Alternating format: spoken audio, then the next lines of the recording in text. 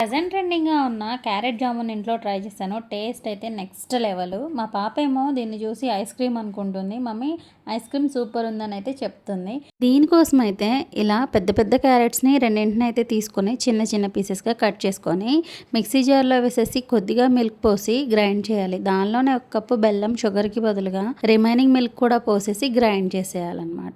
ఇప్పుడు స్టవ్ వెలిగించుకొని కడాయి పెట్టేసేసుకొని దానిలో 2 స్పూన్స్ నెయ్యి వేసుకొని బ్లెండ్ చేసిన క్యారెట్ పేస్ట్‌ని కూడా వేసేసి దానిలో వాటర్ అంతా ఇంకిపోయేంత వరకు కూడా వేయించేసుకోవాలి. దీనిలోనే హాఫ్ కప్ బొంబాయి రవ్వ కూడా వేసి వేయించేసుకోవాలన్నమాట. నేనైతే దాన్ని షూట్ చేయడం మర్చిపోయాను. అయితే ఈ పేస్ట్ అంతా కూడా థిక్గా ఇలా ముద్దలాగా వచ్చేంత వరకు వేయించేసుకొని ఇంకా స్టవ్ ఆఫ్ చేసేసుకోవాలి. ఇంకా దీన్ని అయితే ఒక ప్లేట్లోకి తీసేసుకొని చల్లారి పెట్టుకోవాలి. ఇంక ఈలోపు మా ఆయుష్ అయితేనేమో నేను టేస్ట్ చేస్తానంటే ఇచ్చాను, సూపర్ ఉందండి. ఇంకా చిన్న చిన్న లడ్డూలాగా చేసేసుకొని పక్కన పెట్టేసుకోవాలి. ఇప్పుడైతే 4 ఇలాచీని కొద్దిగా పంచదారతో గ్రైండ్ చేస్తున్నానండి. అలాగే స్టవ్ వెలిగించుకొని కడాయి పెట్టేసుకొని 1/2 లీటర్ మిల్క్ అయితే పోసేసి దానిలో ఈ పంచదార ఇలాచీ పౌడర్ అయితే వేసేసి బాగా తిప్పేసుకోవాలి. ఇప్పుడైతే థిక్నెస్ కోసం నేనైతే కార్న్ ఫ్లోర్ లో కొద్దిగా మిల్క్ యాడ్ చేసుకొని వేసేసానండి. థిక్నెస్ వస్తుంది అని చెప్పేసి కండెన్స్డ్ మిల్క్ బదులుగా. ఇప్పుడైతే ఈ లడ్డూలను కూడా వేసేసుకుని ఆరిన తర్వాత ఫ్రిడ్జ్ లో పెట్టేసేసుకుని 1/2 అవర్ తర్వాత సర్వ్ చేసుకుంటే టేస్ట్ చాలా బాగుంటుంది. Please like and subscribe.